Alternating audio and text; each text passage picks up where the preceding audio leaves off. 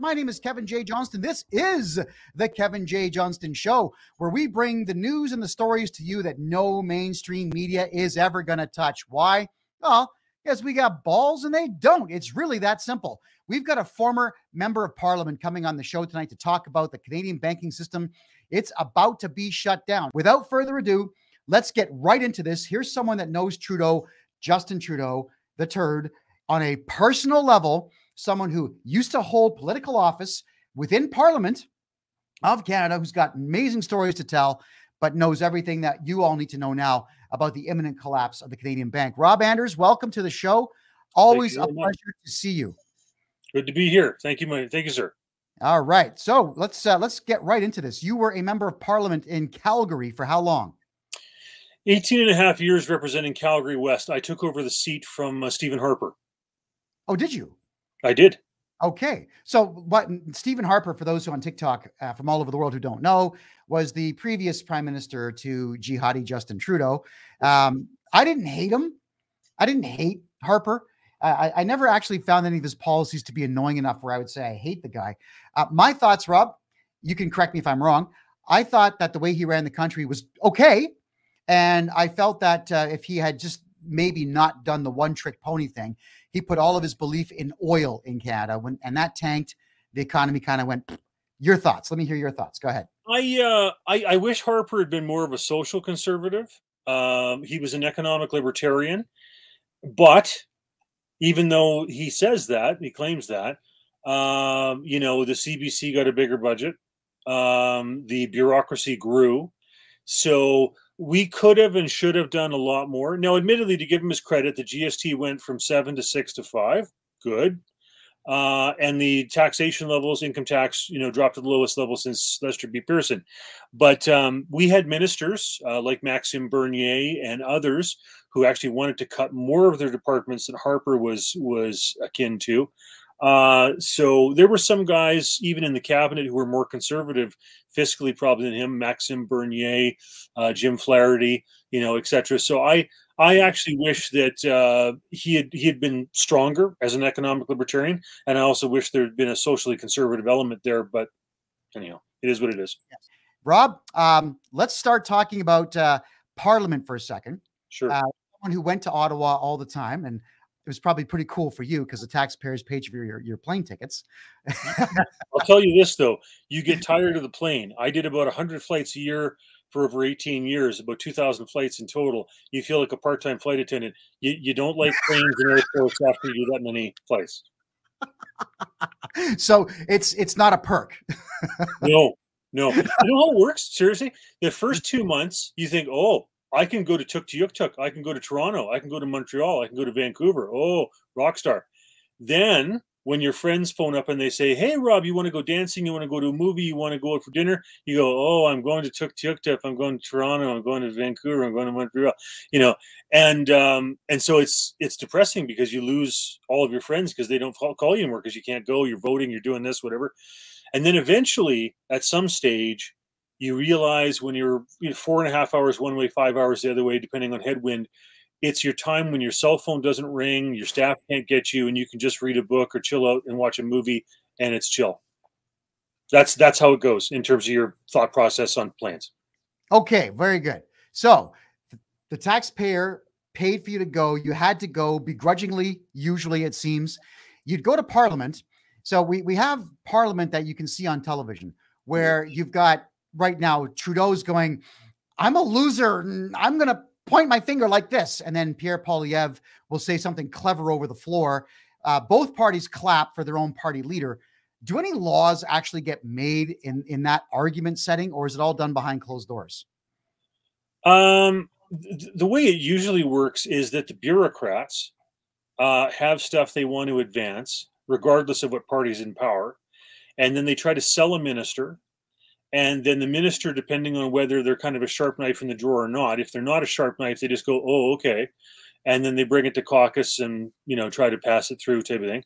And if they are a sharp knife, which not all of them are, they figure out there's problems with it, etc. And then sometimes ministers will listen to backbench MLAs who have some knowledge more than they do, maybe on fisheries or whatever the issue is.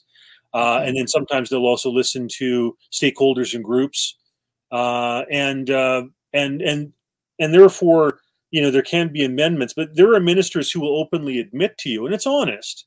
It's sad, but it's honest, where they will admit that they don't have the resources to fight their own departments. And I can think of ministers who actually told that to us when I was an MP. So, and there are times when backbench members of Parliament introduce pieces of legislation as private members' bills. You'd be surprised how few do it, and you'd be surprised how many of them don't really have a clue of what they want to bring in. And then so they'll say, for example, do National Tree Day, you know, rather than something useful and meaningful. And it's kind of sad. But there are guys like Ted White, for example. He cranked out, probably dozens of bills. And when other MPs didn't have a thought in their head as to what bill they wanted to bring forward when their number got picked, they would choose one of Ted's. And so he, at any time, probably had a half dozen or a dozen bills debated before the House, and he knew what he was doing on that. So kudos to him. All right, because I have an opinion. Maybe you can tell me if I'm right or wrong. But in Parliament, when Trudeau stands up and says something really stupid, and then Pierre Poilievre stands up and says something kind of clever, and then Jagmeet Singh stands up and says something, I don't know, communist. Is that just theater? Are there? It just seems like theater to me. Go ahead. Question period is entirely theater, and what happens is the day before, people try to lobby for questions. Some MPs, you know, they'll literally clear off people's desks. They'll intimidate them. It's ridiculous, actually, how bad people want to get a question on the roster. And as well, you'll have people working in the office of the Leader of the Opposition. They'll be tracking stories, figuring out what they think the media is following, what they think is interesting, what they think is going to get coverage. And then, you know, either late that night or early the next morning, they'll assign MP offices questions. When Ezra Levant was coordinating question period, you know, when I first got elected, because I knew him through my debate time at the University of Calgary, he got me up fairly often as part of the snack pack, and that means my French lessons were gone for the day. I was toast, and so the preparing for question period takes the whole day. So your staffer Angela was a good question preparer with me. She was a debater and had that background with her husband as well. We used to debate at intercollegiate business competitions and Western McGowan championships in Western Canada. So she would help draft the question. We would go and practice it in QP practice with Ezra. They would often make changes to it. You go back to the office, probably skipped lunch because you had to do that. Then you go and deliver it in question period. Then you do the media scrums. And by that point, your whole day is shot. So there's a lot of performance. What does the performance actually do, out of curiosity? Does it solve anything? Well, the real upside of it is this, that on the government side, on the ministerial side, they have people in, let's say, for example, Alan Rock's office or whichever minister you choose, and they have to research the various issues. They have to figure out what do they think could come up as a question for their minister. So they'll have a big binder, and they might have two binders, who knows, 20 issues, 30 issues, 10 issues, whatever it is that might come up in their portfolio. And what that forces the minister's office to do is to pay attention, to see if they can take issues out of the roster by solving them, to come up with answers, to come up with solutions, etc. And so it forces those various ministers' offices to be attentive to what the questions could potentially be and the solutions and how to remove that as a thorn in the side of the minister or the government, if you will. So it actually does serve a valuable purpose in that sense. Okay, so Q&As can help, I guess. That's cool. My thoughts are on this Mr. Speaker thing. I know that you have to have a speaker at the head of the table, if you will, to keep everybody level. So instead of me shouting at Trudeau, if I was the leader of, I don't know, the True Freedom Party or something, I can't shout directly at Trudeau. I have to look at the Speaker of the House and insult Trudeau through the Speaker of the House. Now, why is it that you can't address the other party leader over the floor? It's always got to be turn your head. One, because that person is standing in a sense, as a representative of the majesty of the Queen, King, etc. Another thing is that it can get hot. And I've seen members literally come to fisticuffs sometimes, like Daryl Stinson and Jean Charest, you know, etc. And so the reason you have two sword lengths as the distance between the desks is so they can't fight each other from their respective desks.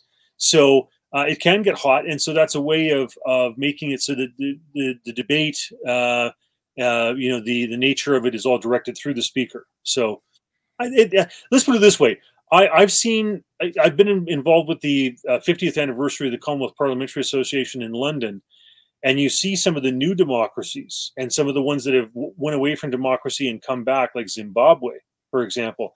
Mm-hmm. And you realize that how we do it is very important, because there's 50 some countries that are part of the Commonwealth, and our rules and procedures that we've done and developed in Canada, along with Bouchane's, along with Erskine and May and stuff, those rules and procedures that they reference, that stuff's very important, because that is civilization. And I have seen guys who are thugs that, back in their own country would probably put a 9mm bullet in somebody for bringing the water without ice. So to have that civilization, that sense of parliamentary procedure and how it should be done is very important, and is a civilizing influence not only for Canada but for the world. Well, that's something I have to agree with. Is that if you want to say that you're a civilized country, you got to be polite in your parliamentary system, or in your Senate, or wherever else it might be. Now, I'm getting a lot of questions here in email and all over the social media, because we're on like 40 different social media sites tonight. Everyone's asking about this Bill C-63, where Trudeau wants to lock Canadians up for life if you misgender somebody online or say something offensive online. What are the odds of this thing passing? Go ahead. Well, I think pretty good, because as long as Jagmeet Singh wants to get his pensions, he got elected in a by-election in Burnaby in 2019. He's not pensionable till he's in for 6 years, which is 2025. So he wants to stick around long enough to get a pension. And that's the same thing he did when he was in Queen's Park in Ontario. So there's that. I'm hoping. Hold on. Jagmeet Singh, the leader of the NDP, is going to help Trudeau vote in Bill C-63 to lock us up for life so he can get a pension? Yeah, probably. Sometimes it's that banal. Yeah. And now, one thing that could happen to our benefit, because he is so, kind of self-interested that way, is that if, like, his numbers were quite high in January, and had they stayed high and kept high or increased, then he could have potentially pulled the trigger on a budget vote and we had a spring election, for example. And then as a result, he would leapfrog Trudeau. Pierre Poilievre would become prime minister. Trudeau would drop down to third place. Jagmeet Singh would go from leader of the third party to the official opposition. And therefore his salary would go up, his pension would go up. And even if the NDP was disgruntled with him for whatever reason, because he wears more expensive suits and watches than I have, then they wouldn't come out against him because he was leader of the opposition, and wow, that's as good as Jack Layton ever did. And he would get a big pension and all that type of stuff, and that would have been a beautiful scenario to get rid of Trudeau. But sadly, the numbers for the NDP are softening up, so I don't know. We'll find out, I guess. All right, so I guess then we blame two people. If Canadians start going to jail for life for misgendering people online because of Bill C-63, it's Trudeau and Jagmeet Singh that we have to blame. Yeah, okay. Is there anything that the Senate in Canada can do to stop that from happening? Well, I'm going to say something, and it's not well known kind of publicly, but when Trudeau was looking to get the Emergencies Act, he had it in the House of Commons because of support from the NDP and the Liberals, but he had trouble in the Senate, and a lot of those senators were appointed by Jean Chrétien. So Jean Chrétien's never going to sing this. He's never going to talk about it. He's never going to ballyhoo. But I'm fairly confident that he told some of the senators that were appointed in his time, don't give him that power. And thank goodness he did that. So they told Trudeau he didn't have the ability to marshal it through the Senate. And so you have to give some of those senators credit that they didn't give him that power. Okay, so there's a chance this thing won't go through. A chance, small chance, it seems. Well, you can hope, yeah. Is there any way that Trudeau can threaten the senators in Ottawa with jail time if they don't vote his way? The senators are pretty hard to touch because they don't have to come for nomination. They're there till they're 75. The longer they sit in the Senate, like if they get appointed, they're usually gracious and kind of kissing the ring of the person who put them in for the first few years. But after they've been there for a while, especially after the person who appointed them is gone, they kind of operate autonomously, kind of onto themselves. And so they're like herding cats. If you think herding cats in the House of Commons is hard, it's even harder in the Senate. And thank goodness for that, because that's why Trudeau didn't get emergency powers. Okay, so we should still be concerned about this Bill C-63. Absolutely, yeah, for sure. Rob, do you think it's possible if Bill C-63 goes through that it's going to pass the Senate with actual life sentences for misgendering losers? Is that something that can actually happen? I hope not, but I have seen strange things happen, and I'm hoping that once again some of the Chrétien senators realize that this is a bit over the top. Like, to give Chrétien his credit, he didn't allow same-sex marriage under his time, because he would tell the caucus, "My name is Chrétien," which means Christian in French, and he said, "Not on my watch." And the reason it went through was because Marzolini, the Liberal pollster, told the caucus that, this is under Martin, that if they went ahead with it, they were going to lose a certain amount of votes, percentages to the NDP, but that they were going to gain on the other side of the equation vis-a-vis the Conservatives, etc. So it literally was a 1-point difference in terms of what they would gain with the NDP versus lose to the Conservatives.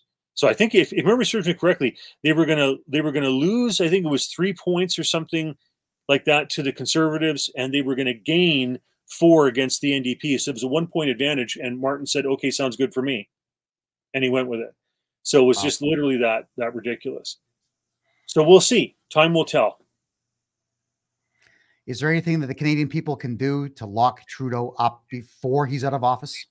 Well, you know what I think the real weakness for him is this whole situation with Wuhan, China, and the jabs. So now, let's say, for example, let's go with what his narrative will be, that he's just too stupid and ignorant to have realized he shouldn't be allowing people with ties to the People's Liberation Army to be in our biohazards lab in Winnipeg. Okay, that's incredibly ignorant and stupid. But let's say he says, I'm just a doofus, I didn't know any better, and people buy it. Okay, that's bad, whatever. But then after that the Chinese were involved in smuggling COVID out of the lab in Winnipeg over to Wuhan to weaponize it, right? Once you know that and you cover it up, and then you want to buy a bunch of jabs off of China so that every man, woman, and child can be jabbed 8 times when you know what China was up to and their intentions, that's treasonous. Like, you can try and you can say the first action was just ignorance and stupidity, which I'm sure he will plead. But when it comes to after and you take great lengths to cover it up and buy all these jabs off of them with their evil intent, that's treasonous. I don't know how you get around and skate around that being treasonous. Do you think that Pierre Poilievre, should he win this election, has the balls to actually have Trudeau arrested, like your shirt says, and lock him up? I know sometimes young officers in the RCMP see the law the way it is and say, okay, it's pretty clear cut, we should go ahead and do this. Jason Kenney faced that. Their young RCMP officers realized that over the kamikaze candidate stuff, it's like, oh, this is pretty clear. But the older guys, the older hands, don't want to bite the hands that feed them, right? They know who signs the checks and who authorizes the contracts for them, whatnot. So they were a little more hesitant. I guess we're going to find out. Let's certainly hope so. I guess the good news is Justin Trudeau tried to buy land here in Costa Rica, succeeded in buying a house. Now, it's somewhere on the east side of the country. I don't know where it is yet. It won't be long to figure that out because I'm sure he'll talk. But El Presidente here would not let him bring his stolen money into the country. Yeah, everybody moves their money here into Costa Rica because nobody can touch it. There's no extradition treaties with Western countries, and there's no bank info sharing treaties at all. So Trudeau thought he was going to bring a couple of $100 million here. El Presidente said no. So Trudeau says, okay, fine. We're going to shut down all the consulates. So there are no Costa Rican consulates open in Canada right now because Trudeau couldn't move his money here. Where is Justin Trudeau going to go after he's no longer prime minister? Where do you think he can go? Well, ultimately hell, But before then, you know, that's the great debate. Yeah, no, I mean, he deserves his comeuppance. I mean, no conservative leader or MP for that matter would have survived and skated through blackface. And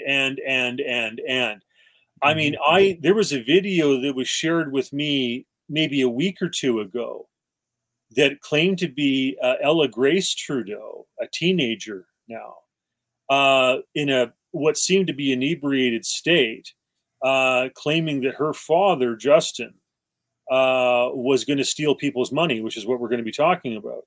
Yes. And I checked the age lined up. I looked at the physiology, and I'm like, well, that could be her. Yeah, that's possible. And everybody was recording it on their cell phones because it was such an amazing moment to have transpire. And I shared it around, and he's up to a lot of bad stuff. He's drank a lot of the Kool-Aid from the World Economic Forum. He's the darling and the poster child of Klaus Schwab. There's a lot of stuff that guy has to answer for. Yeah, I guess we're going to move on to banking in just a minute here, but this is kind of on a personal note for me. You and I had a conversation back in 2021 about Trudeau's trip to the Aga Khan's Island. Can you elaborate? Like it was hilarious. What you told me, I had to bite my lips and not laugh out loud because it really was good. Please tell us what happened. Tell us why Sophie didn't like her husband back then. Well, from what I've heard, and I wasn't on the Aga Khan's Island. I've never been to the Aga Khan's Island, but so in other words, what I heard was that the family, as in Sophie Trudeau and Justin and the kids, went down to the Caribbean. Right. And then Trudeau, Justin, decided that he wanted to break away from the family, and he was with his little bestie friend there, Seamus O'Regan, who was at that time dating some guy, but is now married to same guy, and some other liberal male functionaries in the party, etc., left where Sophie and the kids were and went to the Aga Khan's Island. And it was a big boy fest without the wife, without the kids. And they were worried, from what I've been told, that this story would get out. So it was easier to just say that he was there visiting the Aga Khan and give a big donation to the Aga Khan Foundation and, you know, suck up and swallow whatever it was with regard to conflict of interest on that, than to admit to the deeper story about him getting away from his wife and kids with a bunch of these liberal LGBTs. To recap what you've said, and I'll summarize it my style. Justin Trudeau, this would have been 2019, was it? Earlier. I'd have to look that up. Yeah, it's a bit earlier than that, I think. So he goes on a vacation with his family, wife and kids, and leaves them to go sleep with men on the Aga Khan's Island, and kind of got caught because obviously people like yourself in Parliament knew about it. Now, when we had all found out about this, I got to ask, why did the CBC or CNN or Fox News not break that story? I mean, announcement, Justin Trudeau leaves kids on beach to go sleep with men. That's a hell of a story. That would have ruined him back then, maybe. Well, you know, sometimes there's a lot of the purple mafia, they call it, that is in the media.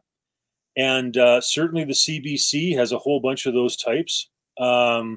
I know I've been hounded with questions by some of those characters over the years, type of thing, with an agenda to push that transgender stuff. So that's a real thing, you know. And when you look at the Parliamentary Press Gallery, for example, on a Wednesday afternoon in Ottawa, there's a whole bunch of those characters up there. So that's an issue, you know. And say, for example, if any prime minister wants to go ahead and cut funding to the CBC, if they have any skeletons in their closet, and there are many prime ministers who have skeletons in their closet, then they have to worry about whether or not their LGBTs working in the PMO are going to compromise them their boss, or their LGBT friends that they hang out with in the CBC are going to compromise the boss, or whatever. So it's sad and it's complicated, and Wow. yeah, it's a mess.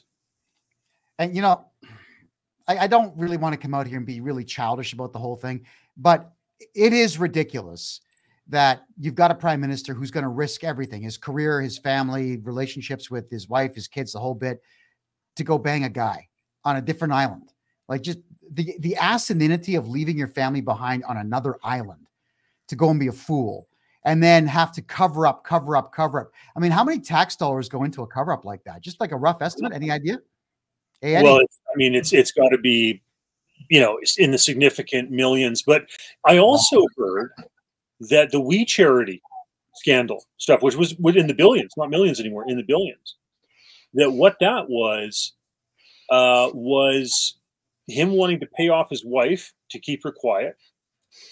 And so a good chunk of that money was going to be directed toward that, because they built her, the estimates vary between an $8.4 and an $8.6 million mansion in Harrington Lake, aside from the residence that was already there, because she didn't want to be with Justin, or didn't want the kids to be with him.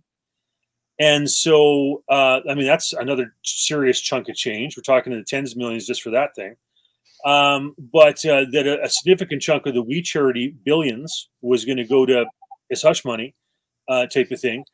And, like I said, that's huge amounts of money we're talking. Oh boy, that is a lot of money. Okay, before we move on to our next question, we got to remind everybody we are giving away cold, hard cash at the end of tonight's show. 50-50 draw. Head over to my website, KevinJJohnston.me. That's KevinJJohnston.me. Tickets are just $10. You're going to get half the pot. Buy as many tickets as you like. Enter as often as you like, as they say. If you don't want to use your credit card on my website, simply head over to your Gmail box or your bank and use the email address at the bottom, freedomreport.ca@gmail.com. Ed, any questions before we move on to the real topic of the night? Go ahead. Yeah, I'll try to fly through this. So, hi, Rob. First of all, hey, thanks for coming on the show. Do you actually, as far as I'm concerned, most politicians are puppets. I see no, like I've spoken to, what was that MP there, Kevin, that you had in your area, Mississauga? Ikra Khalid? Yeah, she's about as smart as a bad block of wood. She has no idea what the deficit was. Ed, we have people from all over the world watching, so I have to explain who that is. Ikra Khalid is, at the time when she first got her job in the Liberal Party, was about 29 years of age. She had to ask her daddy, because she lived with her daddy, Daddy, I would like to run for political office under Justin Trudeau because I am a left-wing libtard maniac who wants to destroy Canada. Can I do so and not have to wear a hijab? She had to ask her daddy for permission to not wear a hijab so she could run for political office. And her first act after getting her job was to table Motion M103, which was to quell, which essentially means kill you, if you read the word quell properly, anyone who's Islamophobic without a definition on what Islamophobia is. And then I called her an idiot and a moron, and she read my quote in Parliament to the whole country. I was proud of that. And then a couple of weeks later, I was charged with hate speech. Yeah, and that's still in the courts today, Rob, 7 years later. So that's, yeah, that's still in the court. My next court appearance is in 2 weeks. It's called lawfare, my friend. That's all it is. It has nothing to do with justice. They couldn't care less. All right. And okay, next thing. Do you actually believe that the elections are not rigged? Oh, I think we have serious problems with election integrity. I wrote a memo with probably 12 points on it for Danielle Smith. We have to get rid of electronic tabulators. We have to minimize as much as possible mail-in ballots, advanced polls, statutory declarations. Like with a statutory declaration, you can walk into a polling place, say, oh, I can't find my wallet. I forgot my wallet. And they go, oh, that's okay. Can you just sign the statutory declaration to say that you're such and such? What's your name? Oh, it's Elmer Fudd. Oh, okay, Elmer. Well, do you have anybody who can vouch for you? Oh, yeah, the guy who drove the bus with, Daisy Duck and Donald Duck and Mickey Mouse and Minnie Mouse. Yeah, he's the one who drove the bus for us all. He can vouch for me. Oh, great. Okay, fine. And then set individual vouchers for everybody. And then you drive on to the next polling location and do the same. And I'm not making this up. This was actually used in Calgary Center. In my riding of Calgary West, we would have usually, I went through 6 general elections, maybe just over 100 ballots that were cast by statutory declaration. Didn't affect the outcome. But in Eric Lowther's riding in Calgary Center, they had over 10,000 ballots cast by statutory declaration. And Eric got more votes in his second election than he got in his first, but he still lost. And it's because of those 10,000 ballots by statutory declaration. So what I'm saying is, there are people who can still cheat by paper ballot. Okay, Lyndon Johnson cheated to get into the Senate by paper ballot. Lyndon Johnson cheated, or not, I should say, John F. Kennedy cheated in Chicago with Richard Daley in 1960 to win over Richard Nixon. Okay, so it can happen. It's just a lot harder. And all this other stuff that weakens the chain of custody of a ballot where you can vote outside your right. No, get rid of it all. Just get rid of all that. Just make it so simple. And because otherwise, as soon as you go electronic and tabulation and all this type of stuff, the mechanisms for cheating are there. And you can talk to intelligence officers, from Venezuela and other countries where this stuff was brought in. Every time, every election, the cheat just got more sophisticated. Get rid of that stuff. Yeah, absolutely. I just want to point this out, Ed, for everybody, is for those watching on TikTok, obviously you can't see this, but when I ran for Calgary mayor, first off, I want to say thank you very much for having me over to your place and showing me the history of presentation. I went out and I got a beautiful blue suit after you had illustrated that every politician who's ever won was wearing a blue suit. You even were talking about the color of tie to use, right? So thank you for that, Rob. But the Canadian media put me on the front page of every newspaper in the country. And I had 11 rallies just like this one here, over 5,000 people, maybe more. They were crazy big. Now, Rob, with all the press that I got, do you think, as a former member of parliament, that I only got 1,700 votes in that election? Well, I'll tell you, when Nenshi was up against Bill Smith, for example, okay, what they did is Nenshi proudly proclaimed that Calgary was going to have 100,000 extra ballots, okay, just to make sure they didn't run out of paper ballots. Okay. And then magically, they ran out of paper ballots. And where did they run out of paper ballots? Where were they short? In Southeast and Southwest Calgary, which are 75% conservative, for the federal party, okay, where Bill Smith was polling strongly. And where do they have a ton of ballots? Well, in Center and Northeast, where Nenshi and the Liberals do well, right? There's got to explain that, Rob. So in the Northeast by the airport in the city of Calgary in Alberta, Canada, that's where the airport is, and that's where the Muslims and the LGBTs live. And in the Southeast, it's very conservative. That's areas like Cranston, Seaton, Arbor Lake, and so on. Yeah, it's all white families with money. Like that's what those areas are. So the seats that have gone Liberal in the past in Calgary are Calgary Skyview and Calgary Center, right? And that's Calgary Center and Calgary Northeast, right? Okay. And so Nenshi there was a surplus of ballots up there, no waiting in line, easy peasy, go and vote. But if you were going in Southwest and Southeast Calgary, there were lineups. Oh, you might want to come back in 3 or 4 hours. We have a shortage of ballots, blah, blah, blah, blah, blah, all this type of stuff, right? And then on election night, the machine crashed for 3 hours, right? Edmonton was counted in 45 minutes. No problem there. But the machines in Calgary crashed for 3 hours from 8 p.m. until 11 p.m. And then after all the soccer moms have gone home, they were serving as the scrutineers. Remember, when the machines crash like that, there's nothing posted publicly, so you can't check what some soccer mom got as a result in scrutineering versus what the public record is, because the public record's not posted. The machines crashed. So you can't even check and verify. And then at 11 p.m. when everybody's going to bed, they're like, oh, and then she won, right? So we've had a problem for a while with regard to this type of stuff. And I'm just saying, get rid of this stuff. Go back to paper ballots. And like when we watched the Trump situation vis-a Biden in the last campaign, you don't stop an election in the middle of the night and then say, oh, we're going to resume in the morning, right? And then when you have this situation where you saw literally votes would transfer from one column to the other, it wasn't even that they stopped in one column entirely and the other one kept going. No, that's bad enough. That implies cheating. But you literally saw votes transfer from one column to the next. Come on, folks. Got it. Ed, go ahead. Question, because we're moving on. I'm trying to do this quick, Kevin. Where is Gerald Butts?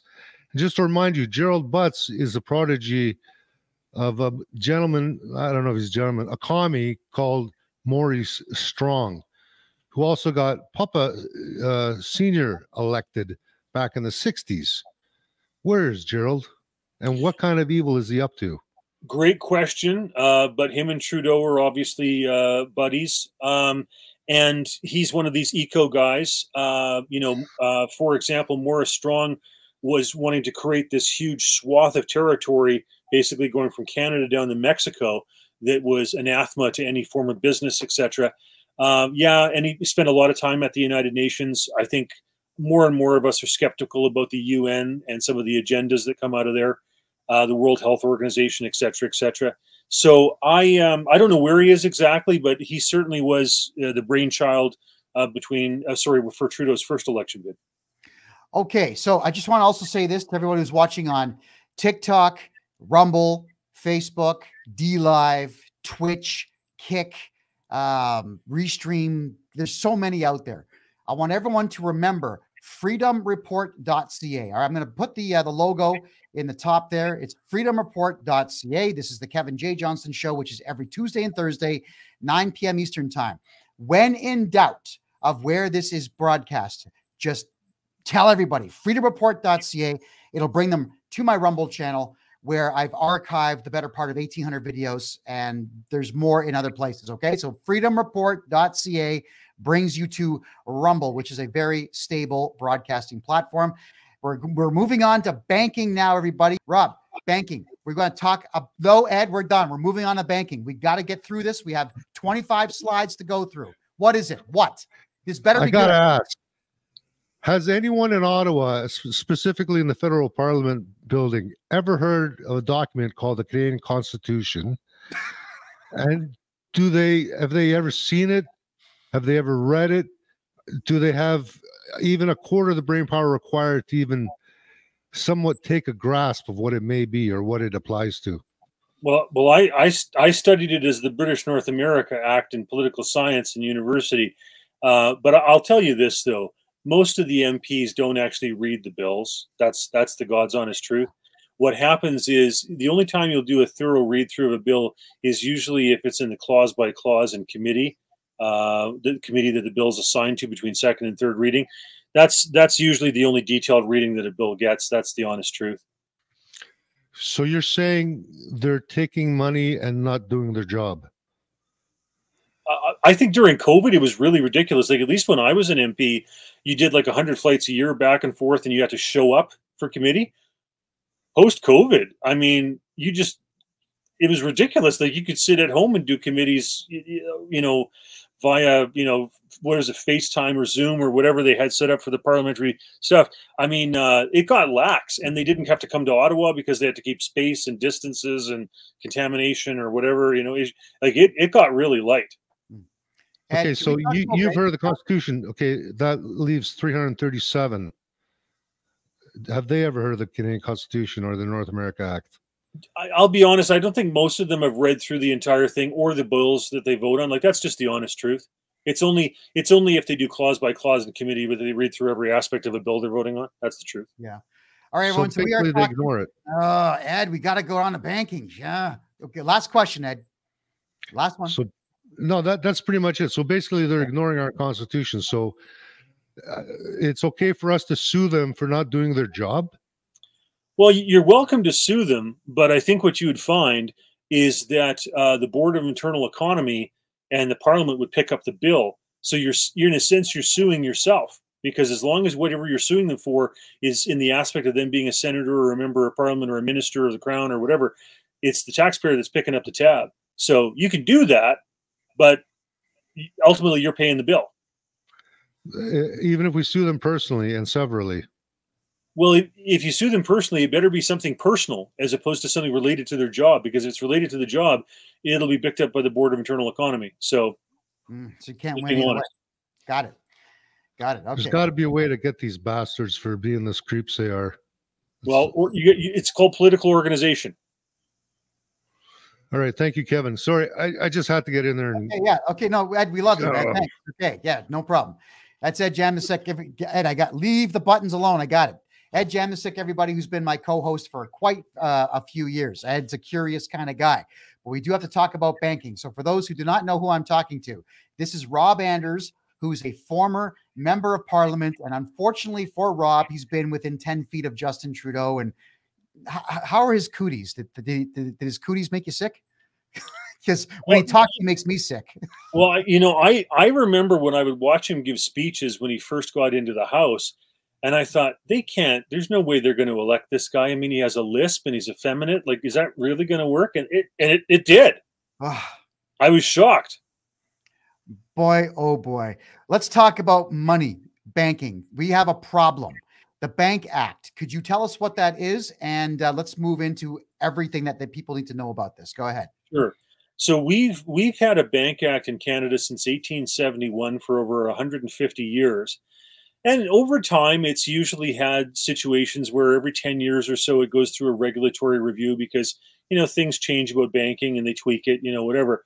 But Mr. Justin Trudeau, special Justin Trudeau, has put in an expiry date of June 30th, 2025, 15 months from now, which means that unless it's amended in 15 months, all the major federally chartered banks will lose their mandates, will lose their charters.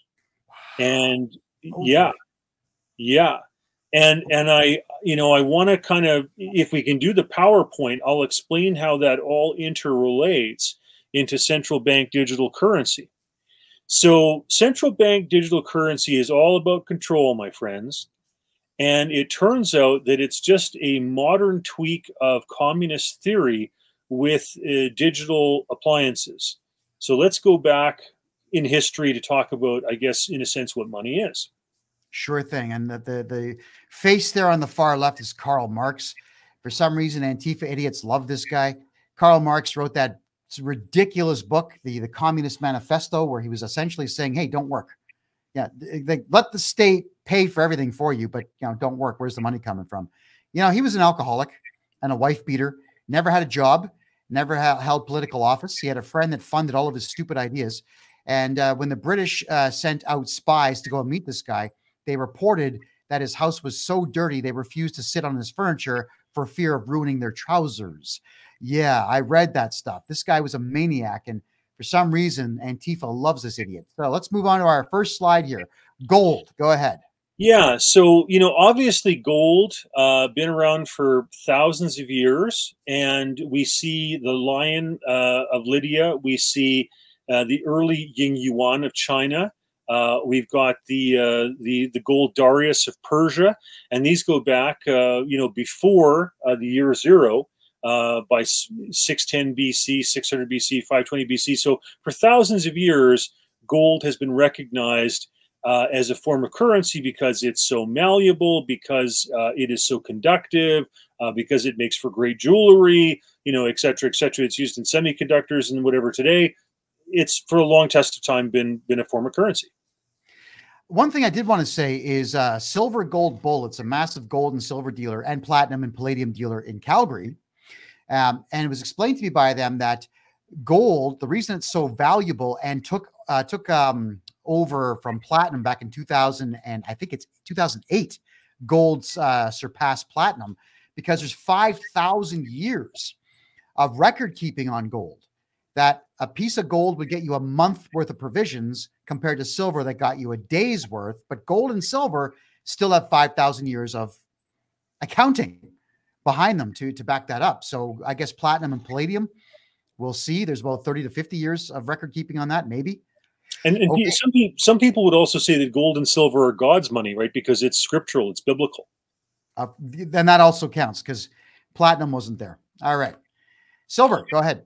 Yeah. So once again, silver goes back about as far as gold does. Maybe misses the mark by a few decades. But you have the turtle from Greece, the Karshapana of India.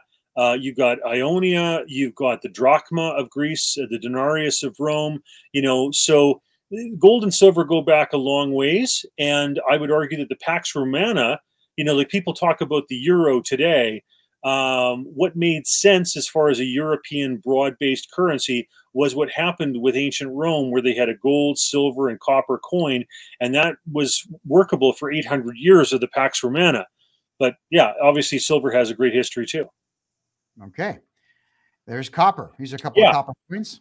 That's right. So, we got rid of the pennies because we decided that it was too expensive. But in Canada, anyhow, I fought that decision, but I lost. Anyhow, but here we have copper, right? So they had copper spades in China and the assis of Rome. So once again, it just shows you that the Romans had all three of these. And there was issues, like, for example, about the shaving of coins, right? So in ancient Rome, the worry was that people would shave coins to diminish the value or take a little bit of the silver, gold, copper out. Well, that's the reason a lot of coins today, and it's been done in mimic of this, they have that edging, that serrating around the edge, so you can tell whether or not a coin has been shaved. That's the reason those were stuck into coins. Yeah, I heard about that. That's what actually started devaluing Roman currency, where people would just shave a little bit off the edge of every coin that they came across and smelt that down and make their own bars. It's bizarre. That's Apparently, Canada, I don't know what year we stopped using silver in our coins, but the Americans were just stealing our coins and melting them down too. Right. So yeah, I think it was 68. And that coincides with Trudeau. No, right? Yeah, Trudeau Senior, right? Definitely. That's right. The communist. Yeah. All right, so free banking. What's this? Yeah, so I want to talk about this. This was a beautiful period in Canadian history. We should be very proud of this because we had the longest lasting free banking period in the world from 1817 to 1914. So in 1914, a lot of governments around the world wanted to pay for the war, the First World War, and so they printed currency like it was going out of style. They delinked themselves from gold and silver in order just to be able to pay for the rack up the debts. But from 1817 to 1914, what free banking was we had over a dozen, maybe as many as 20 banks in Canada that, as long as they had enough gold and silver, they were able to issue their own currency. So we didn't require a central bank at this time, right? I mean, yeah, you can, like, the central bank can set rules. They can say, for example, that you have to have 3% of your assets, that are held in gold or something like that. But it was a much more libertarian, much more reciprocal relationship that was controlled by the private banks themselves.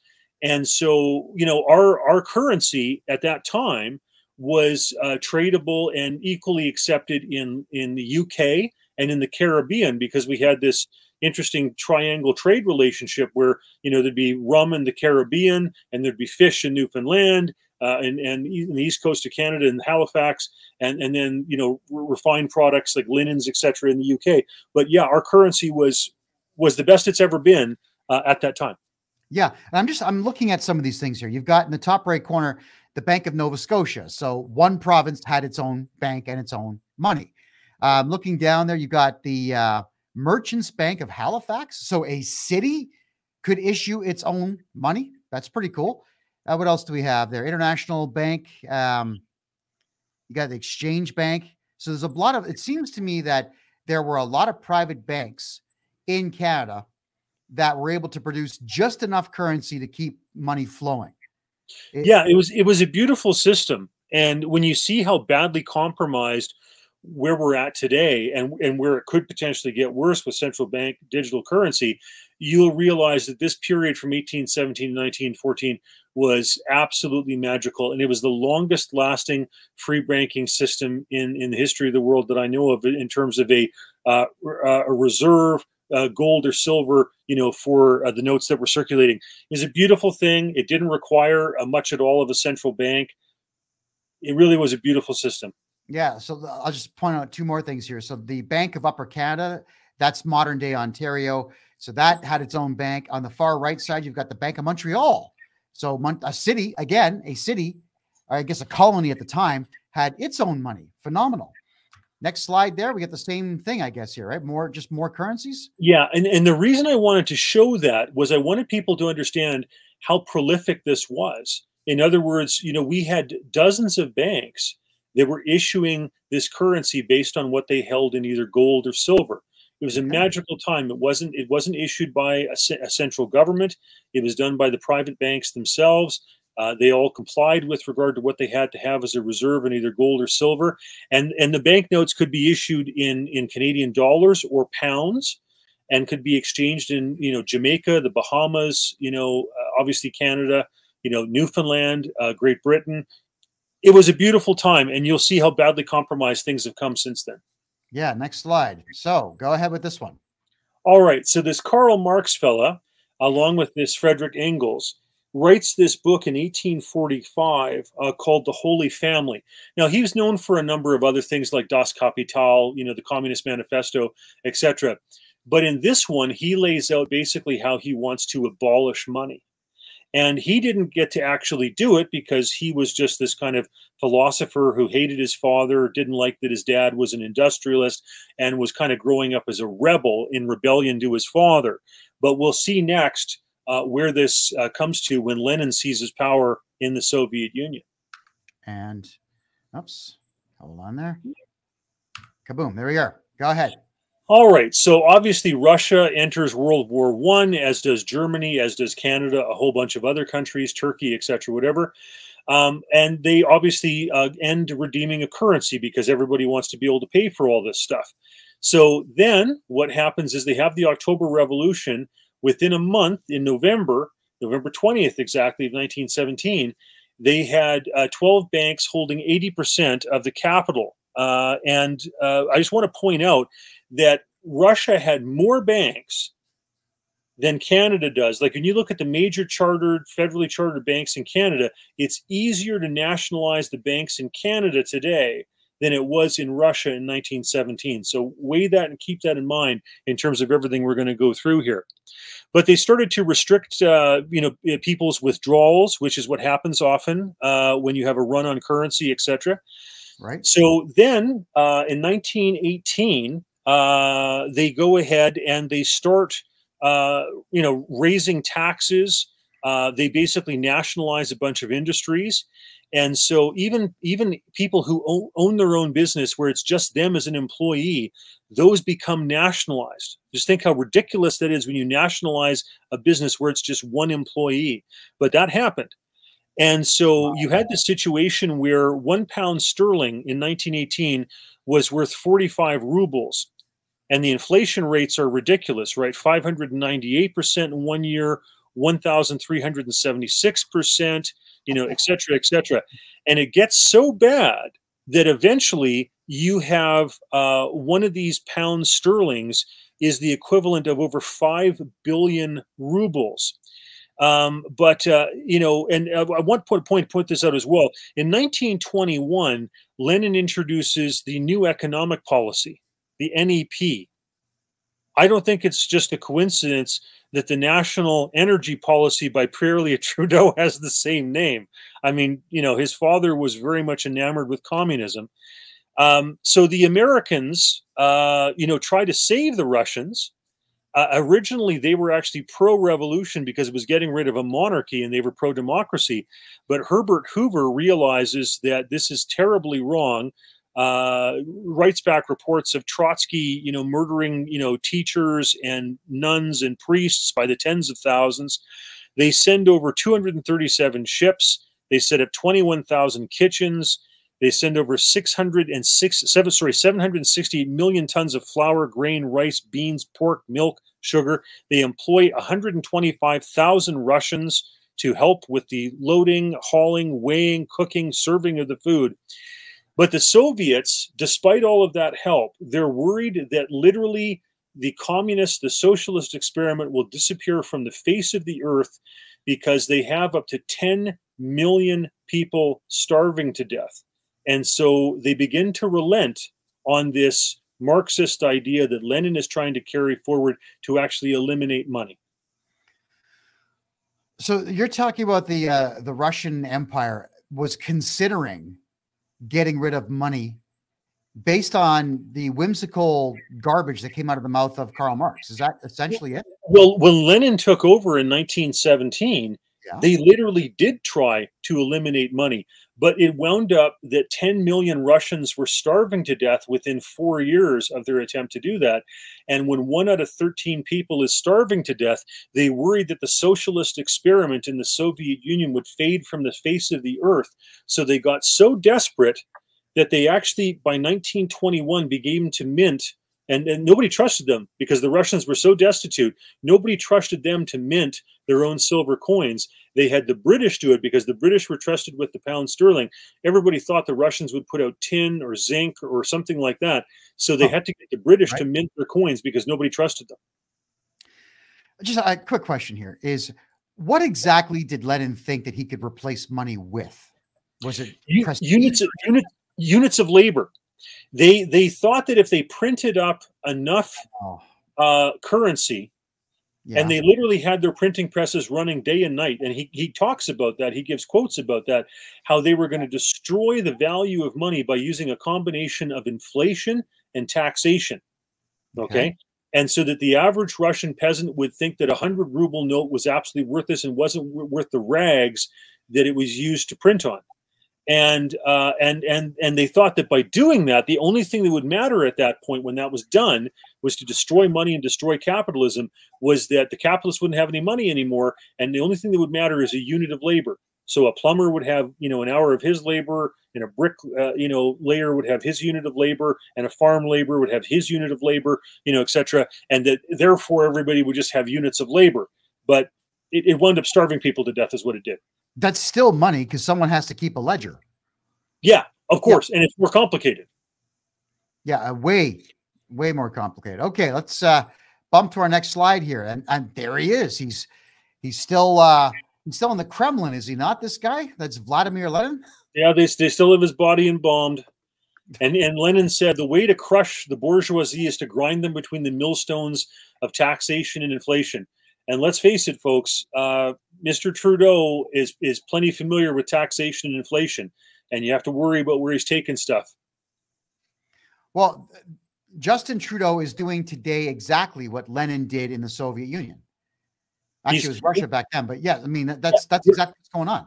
They're carrying out this plan, folks. It's just that rather than using the ruble notes of the 1920s, they're trying to transition to this digital currency, and I'll explain how dangerous that is. Yeah, we're going to get to digital currency throughout the slideshow here. Yes, Ed, you yeah, they also did this in the Spanish War, did they not? Around the same time.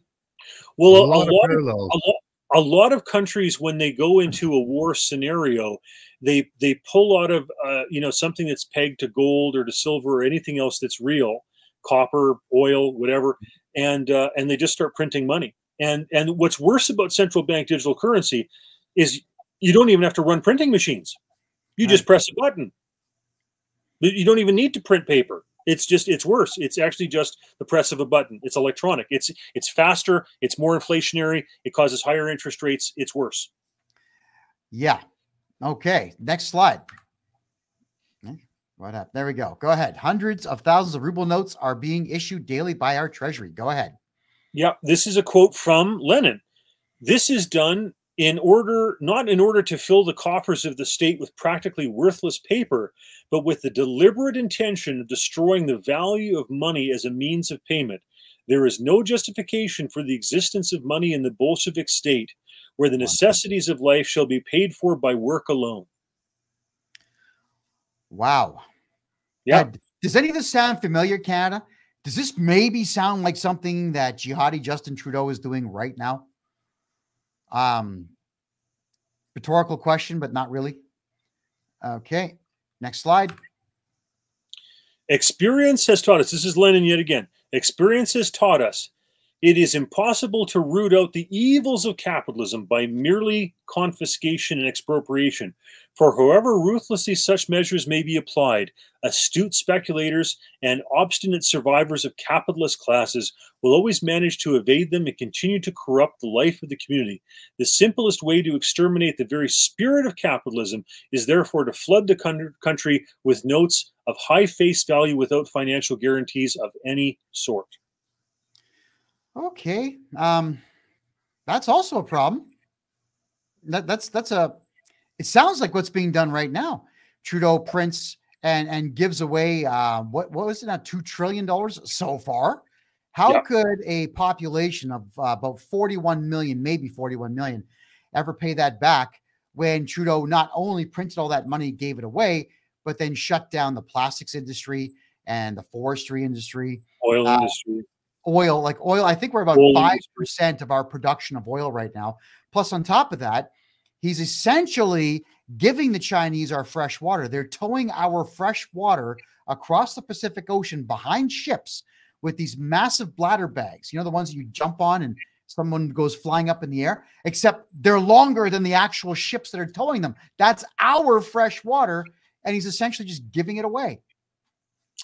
Wow. Yeah, you know, I remember when I first got elected, the debt at that time was around $650 billion. And I thought to myself, as a young member of parliament at the time, I thought, I wonder if in my lifetime it'll cross $1 trillion. Justin Trudeau's added easily $1 trillion just by himself. As far as I remember, the previous Prime Minister, Stephen Harper, it took him the better part of what was it, 2 terms or 3, that to have $10 billion in a surplus, which Justin Trudeau rifled through in less than 2 months. And what the hell did he buy? Because with this $2 trillion of debt that we're talking about here, Rob, there's no new highways, there's no new airports, there's no new waterways, there's no new wind farms that are government funded. There's nothing to show for any of that money, not even a space program.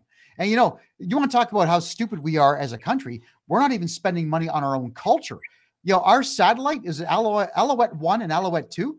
Those things are in the Smithsonian Institute in Washington, D.C. at Dulles International Airport. I know. I saw them.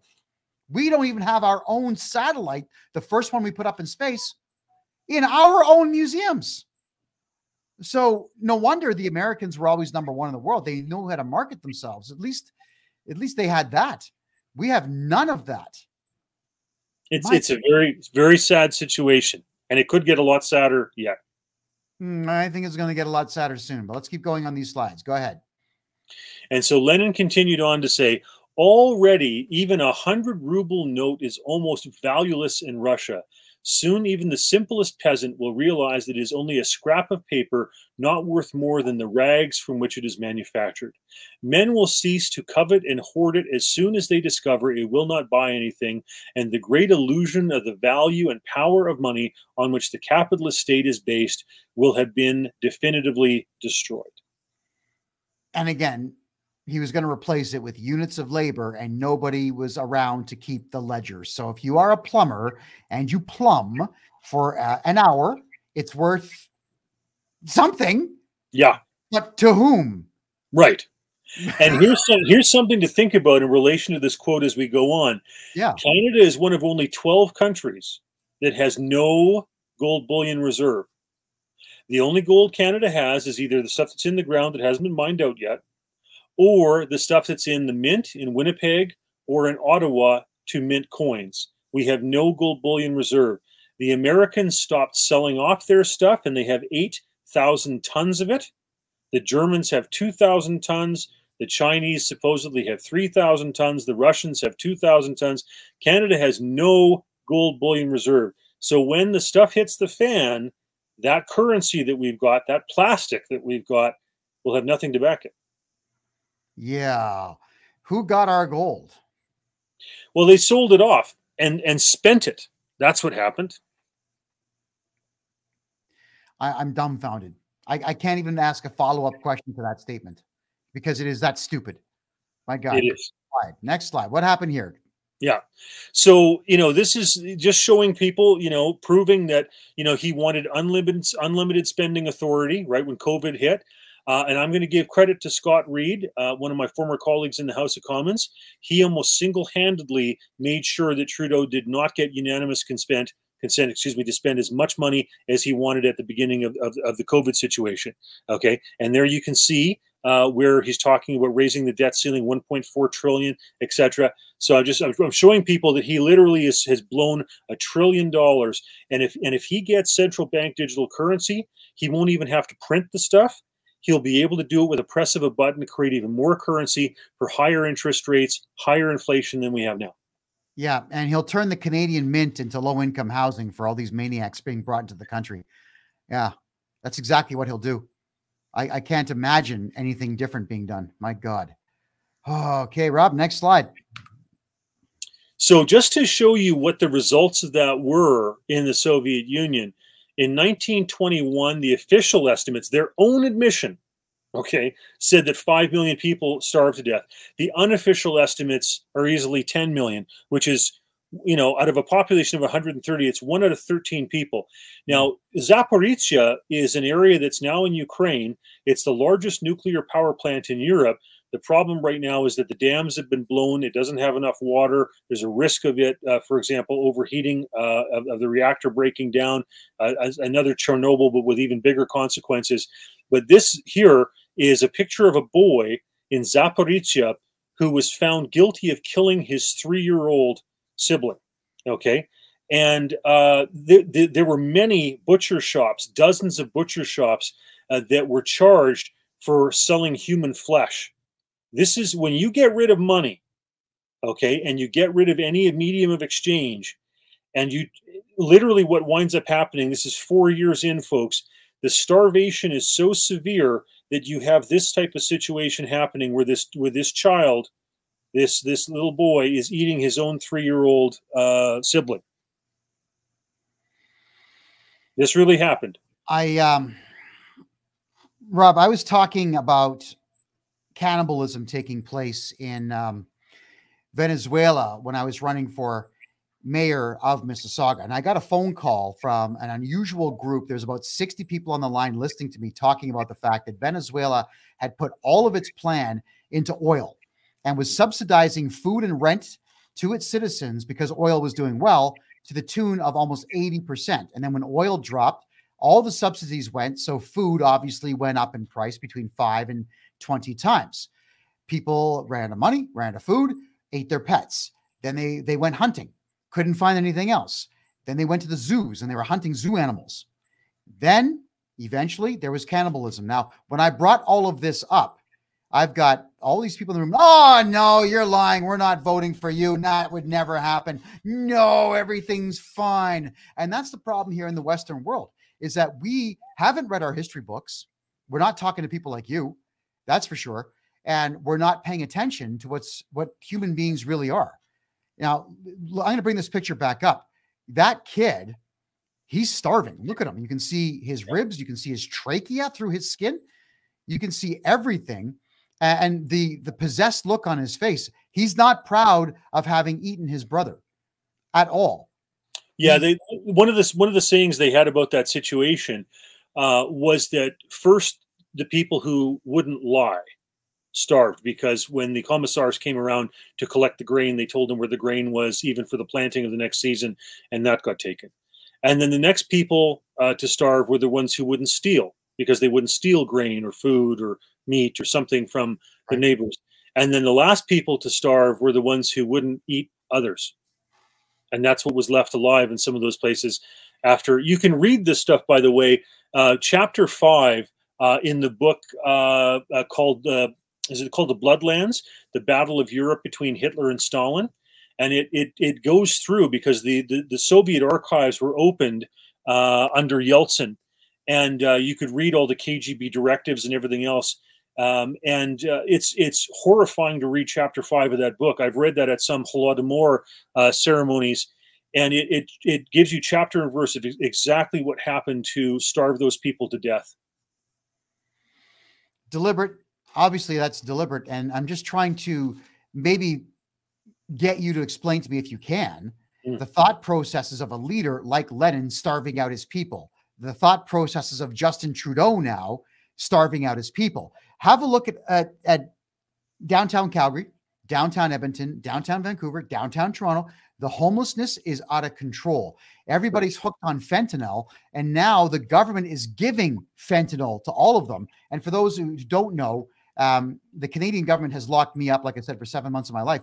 You know what they were doing to pacify the prisoners? They weren't giving us airtime outside. They weren't giving us gym equipment to work out on. What they were doing was drugging everybody up with fentanyl and powdered cocaine pressed into a pill. There's a sleep agent. If you crush it down and snort it, it gives you a high. And there is also heroin. They were actually giving the prisoners this stuff in the remand centers in Ontario, in Regina, and in Calgary. Absolutely. And I will verify and corroborate that, because I know that some of my friends, I have many friends who've done jail time as a result of COVID. Art Pulowski being 51 days in. He will tell you and he will corroborate those stories. That is exactly true. I was sickened by it. I couldn't believe it. I mean, Ontario, the province of Ontario, where Toronto is, everyone, the amount of pills they were giving out was mind-numbing. So they must have had a stash somewhere in that building, because what they had in Maplehurst prison, as far as I could tell, there were 12, they call them ranges, where you're held pre-trial, which I still think should be illegal, but you're held there. There's between 32 and 52 guys per range, and they all got drugs, all of them. Then there was the area for people that got sentenced after a court hearing. There was over 500 that I knew of, and they were all getting drugs. But if you were caught with weed, like just marijuana, if someone smuggled that in, usually the guards do that for you. If you got caught with smuggled weed, you went to solitary confinement for 2 weeks. So what's the difference between weed and fentanyl? Why are they weed smokers? You know what I boil it down to, and it answers a lot of questions? Control. You ask, why does a Justin Trudeau do this? Why does a Klaus Schwab dream about it? You know, etc. It's just control. These people are control freaks that don't like freedom and don't like you making decisions for yourself. It's about control. Yeah, it's sick. And if anyone out there who's thinking about investing in Canada, don't bother. What's the point? There's nothing left. This is what we all have to put up with. To remind everyone who came in late, I see our numbers grew over the last hour. Bill C-63, we've just spoken with Rob Anders here, who is a former member of Parliament who knows Trudeau on a personal basis here, is saying that Bill C-63 could get through. And could you please tell us, scale of 1 to 10, what are the odds? 10 being high. Yeah, I hear you. I'm going to say it's better than 50%. I'm going to give it a 7. Oh my God. 7 out of 10. Yeah, and you were in Parliament for quite a few years, so if anyone's going to know, it's you. Frightening. I mean, there is a chance the Senate amends it or blocks it. There is a chance that the other parties pull the trigger on the budget. We go to a spring election. There is a chance that there's backbench MPs inside the Liberal caucus, the Ontario caucus, who voice concerns about this and don't want to go forward with the Atlantic caucus is more socially conservative. So there are some of those chances, but I'm going to give it a better than 50% chance. I'm going to go as high as 7 out of 10 to say that this passes. That's unreal. By the way, everybody watching on TikTok over here, could you please just go rapid fire 2 fingers like this and just keep liking this video? It really does help the algorithm get me found. If you like this kind of content, we're going to bring more of it, but you got to give us likes. We got 7,000 likes right here. Let's get to 20,000 before the end of the show if we can. Just rapid fire. Everybody watching on Rumble, I notice you haven't all pushed the like button yet. If you're watching on computer, it's right below where Rob's face is right now. Just it's a thumbs up. Just go click right on top. That also helps. We're getting really good numbers these days on Rumble because we've been getting so many likes. So I do appreciate that in its entirety. Don't forget, folks, we're going to give away some cash tonight. 50-50 draw. We do this all the time. I had to come to Costa Rica to be allowed to give you cash. The Lottery Commission and the Trade Commission of Alberta and Ontario kept sending me letters telling me to stop giving away my money to all of you watching this show. Buy your tickets for just $10 a piece on KevinJJohnston.me. That's KevinJJohnston.me. $10 each. That's it. If you don't want to use your credit card on the website, use the email address at the bottom to send an email money transfer, freedomreport.ca@gmail.com. We have another slide that we have to go to here. We got a few more of these. Let's bring this back up. That it's a very, very disturbing photograph, and I feel horrible for anyone who's ever look. And I also want to point out to people that they think, oh, well, that's a century ago. In North Korea in the 1990s, 3 million people starved to death. Right? In Venezuela, people are going through other people's garbage, as you say, starving, cannibalism. Like this isn't just 100 years ago, folks. And when you look at where this plan could take us, let me tell you, this is not far away if we keep on this track. Yeah. Sorry. And, don't forget also, if you ever hear the term long pig, that's the Asian term for human meat. So decline it. All right, guys, decline it. Ed, what's up? Is this slide referring to the Holodomor that happened in the Ukraine? The Holodomor, yeah. So what happened was about 4 million people starved to death in 1921. Okay, but then in 1932-33, there was another 7 million people that starved to death. This stuff, and I'm talking about in 21 here, this is a lot of it related to the collapse of the money and the currency. The one that happened later was a much more targeted genocide against kulaks and Ukrainians, the farmers that were holding out against the Soviet Stalin. Yeah, so this is why I always refer to communists as those murdering scumbag communists, as opposed to just socialist communists. Let's call them what they are. They're murdering scumbag communists. Let's be real clear about this. Well, you know, my family was over in that neck of the woods previous to World War I, and then with everything that happened in 1917, they left, and we had our horses, our granaries, our lands all taken from us, and left in the middle of the night, crossing over the battle zones, over the front lines.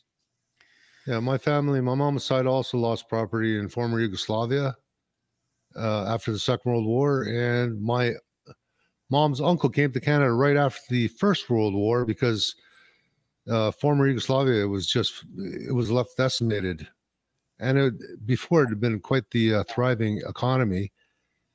And having cousins that were growing up in former Yugoslavia, I would save money and buy a cousin a spray paint can, like one of those power sprayers, because I knew the guy was a painter. I says, this should speed things up. Maybe he can make some more money.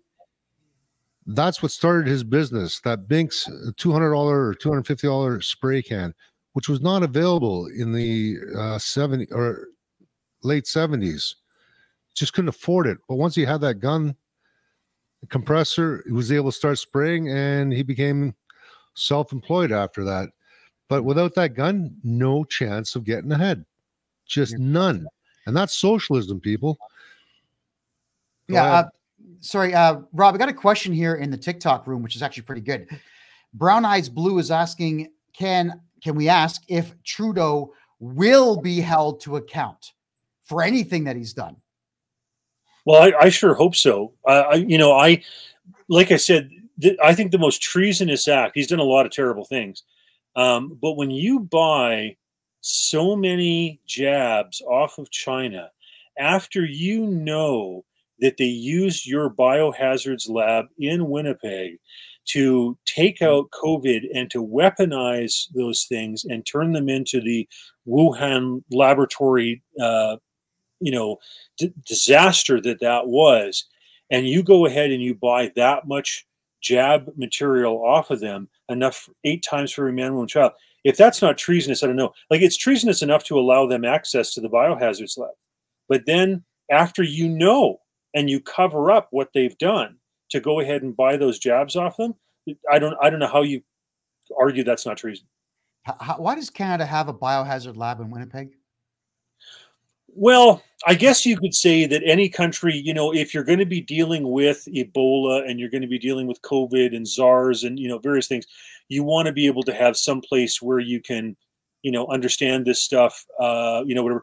But I think there does have to be a reckoning with regard to this idea of weaponizing or with gain of function. Like the rationale that they would use is to say, oh, well, if we give it gain of function, then we can anticipate how it could potentially harm a human population. But I think it's quite obvious with COVID that gain of function was used to kill people. And it wasn't just in a lab, it wasn't just experimentation, it was used to weaponize and kill people. My own father died after his third jab. And it was hard for my mother to accept that it might have been the jabs that done it. But my dad was a very healthy guy, better cardio than me, ate better than I did, way less fat, etc. And yet he died of a massive heart attack. No doctor would have said that. Nobody would have predicted that of my father. And it turns out he was one of many in the seniors complex that my mother and father lived in out in BC. So people have to come to terms with the fact that, that was weaponized and it was done to harm.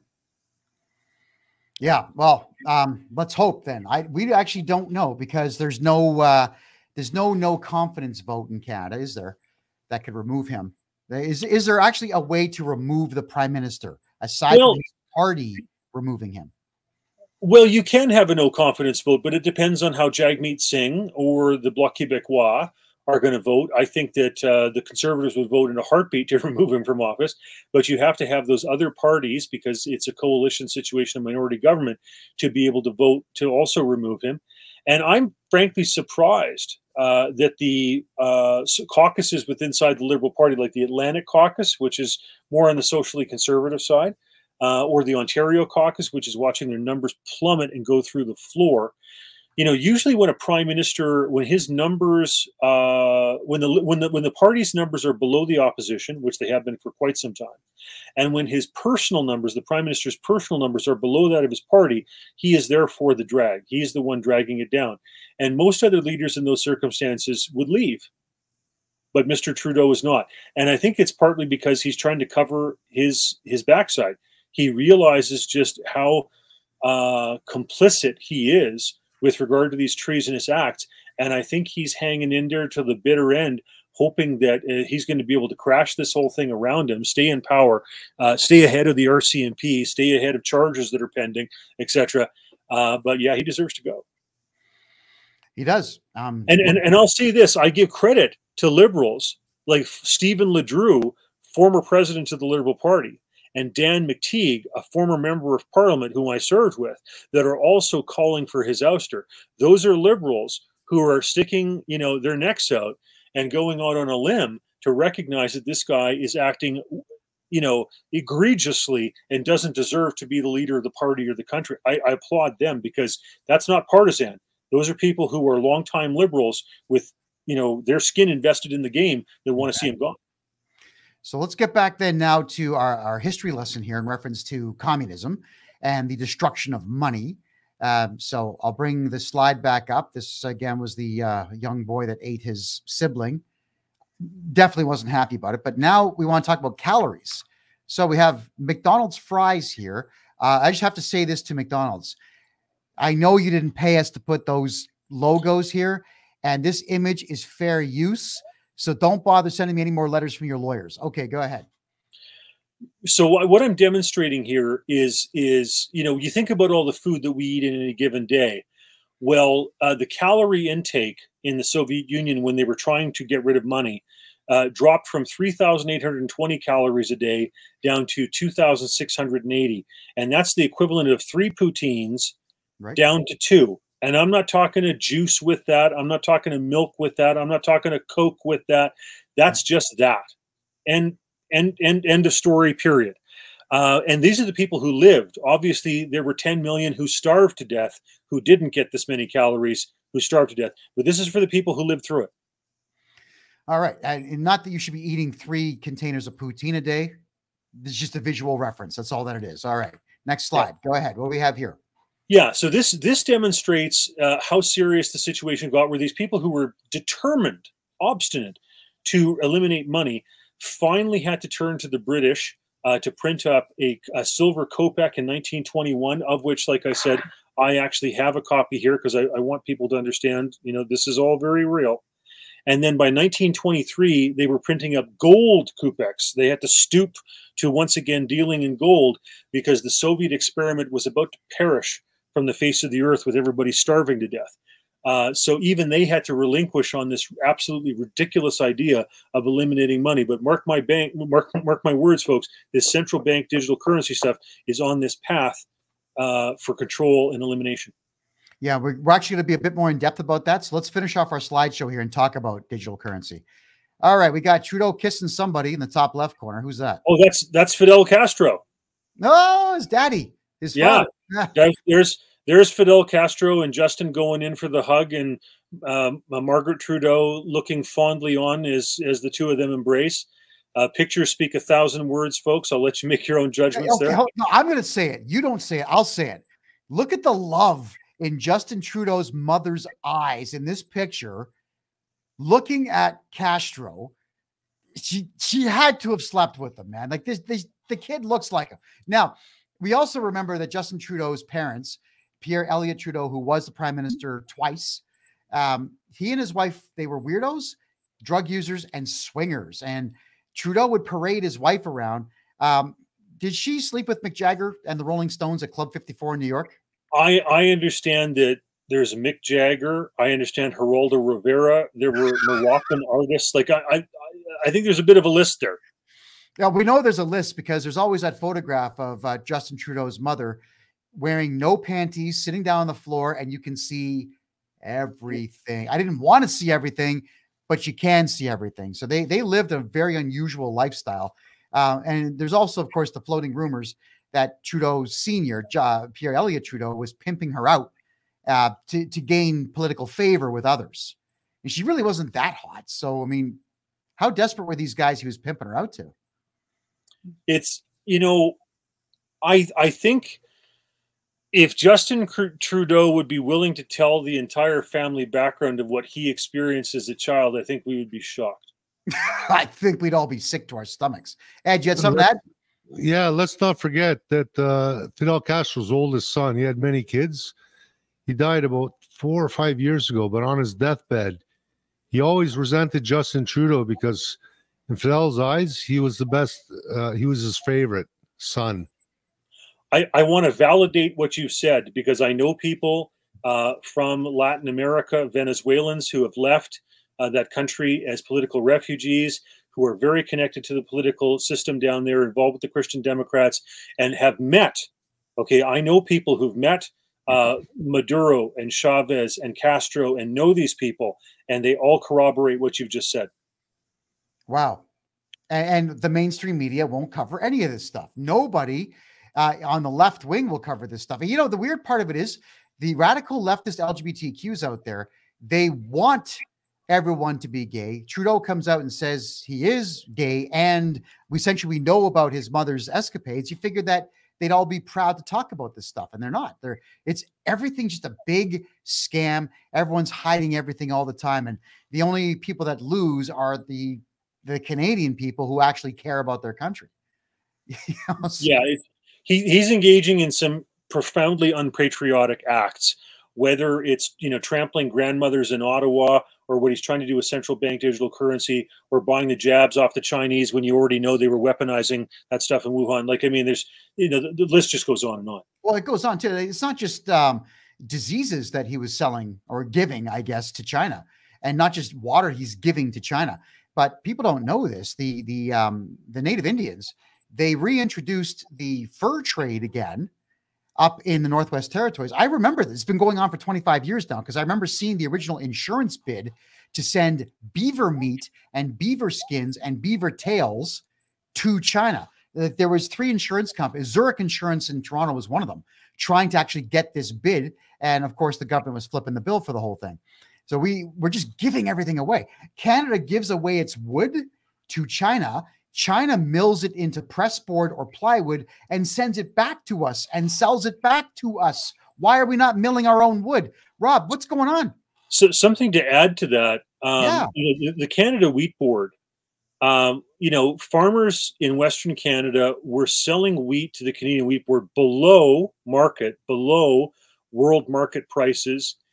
And then Paul Martin had the exclusive contract with Canada Steamship Lines to take that Canadian wheat bought below market prices to sell and transport to China. Okay. So he was benefiting out of that. The company was benefiting out of that. And Canadian farmers were going to jail because they wanted to get fair market value for their wheat. And I remember I worked at the National Citizens Coalition, and we were helping those guys with regard to some of their expenses and legal bills and whatnot, where they were fighting that. And that was just a travesty that Canadians were having to sell wheat below market prices, forced to by that monopoly, by that legislation, and jailed if they didn't, to subsidize China. Yeah, and Paul Martin, who was the previous prime minister, like a few prime ministers ago, he reflagged his ships to, was it Cuba or was it Panama? So he wouldn't have to pay all the additional fees entering Canadian waters. Yeah, he had his ships. I think it was. I'm trying to remember which country it was now. But anyhow, he flagged his ships outside of Canada to be able to save money, and so he didn't have to pay Canadian rates. That's right. Wow. So there you go. A prime minister was stealing wheat from Canadian farmers, jailing them for complaining about it, selling it to China cheap, and Canada got no benefit from any of that. My God. The older I get, so when you look at these pictures of Justin Trudeau, either hugging up to Fidel there, or to the Chinese communist dictators, do you trust him? Like, fundamentally, do you trust him with this stuff? And I'll show you, where this stuff is going in terms of central bank digital currency. Yeah. Let's do that right now. Moving on. Go ahead. Okay, so let's talk about China, because it's a big factor in this. They used to have these, paper yuans, right? Right. But the problem in China, okay, is that their own people don't trust their government. So in China, if you've got some money, you would rather buy a piece of property in Vancouver, not live in it, and have it sprout weeds than you would rather put your money into the Chinese banking system, because you don't trust your own government. That's why the Vancouver market is as bizarro as it is, because there's all this money that's flooding out. Anytime that China sets its currency up on a free-floating thing, on a forex exchange, where it can float with the other currencies, money floods out of that country because they don't trust it and they want to get it out. Okay, so China loves central bank digital currency, because if you only have a currency that's issued by the Chinese government and nobody else has a free float on this, and you only have a currency that's controlled by the Bank of Canada or FedNow with the US Treasury, okay, they all set their rates for their exchange rates. There's no free exchange. There's no cash. You can't go to a taxi cab driver in Shanghai or Beijing or Ottawa or Washington and exchange it for different than the government rate. So dictators love central bank digital currency, because it allows them to fix the rates with all the other central banks, and that's it. There's no private flow of this stuff. And so when you look at China, for example, they fear Bitcoin, right? They want to peg it to other things with other central banks. And in China, if you go ahead and you criticize the government, it'll affect whether or not you can apply for a government job, your pay. Can you get plane tickets, train tickets, bus tickets, face fines? The government can expose expiration dates on your money, saying that within 6 months, your digital yuan will disappear unless you invest it how they want you to invest it, etc.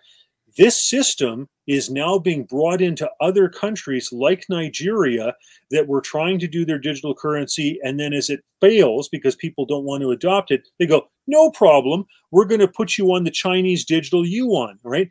These are the people ultimately who are driving this stuff, and Justin Trudeau is complicit. Oh, completely complicit. I mean, well, Biden is complicit as well. New York City has already implemented 15-minute city cameras to bill cars something like $24 just for driving into Manhattan. And in the city of Edmonton in Canada will be the first official 15-minute city. I drove around that entire city taking photographs of all the camera balls and all the infrared balls out there that can take pictures at night, and posted it everywhere. Now, I got arrested for that.